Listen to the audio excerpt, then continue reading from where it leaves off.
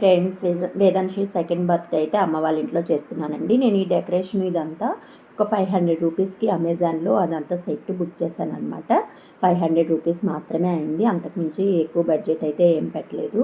సింపుల్గా ఇలా అయితే చేసుకున్నాం అనమాట. కేక్ ఒక 2 కేజెస్ తెచ్చాము. వాళ్ళ డాడీ రాలేదనమాట. ఇంక అందుకని మేమేం పెద్దగా సెలబ్రేషన్స్ అయితే ఏం చేయలేదు. ఇక్కడ అమ్మ వాళ్ళ ఇంట్లో ఏంటంటే మా కజిన్స్, మా పెద్దనాన్న వాళ్ళు, వాళ్ళ పిల్లలు వాళ్ళు మాత్రమే పిలిచి వేదాంశి సెకండ్ బర్త్డే అయితే ఇలా చేసుకున్నాము. మా హస్బెండ్ ఉంటే మేము అంతా పిలిచి కొంచెం ఫ్రెండ్స్ని అట్లా పిలిచి చేద్దాం అనుకున్నాము. కానీ అస్సలు వీలవ్వలేదన్నమాట. వేదాంశి అయితే ఈ డ్రెస్ అయితే అస్సలు ఉంచుకోవట్లేదు.